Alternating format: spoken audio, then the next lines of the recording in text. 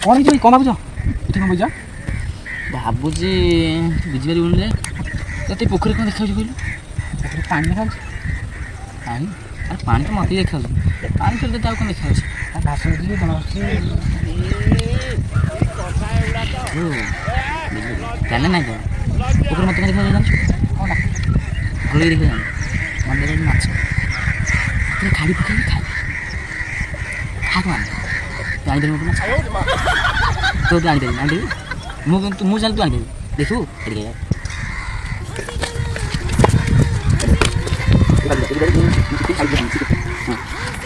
ଏଠିକି ମାଛ ଭଲ ଦେଖି ଆଗରୁ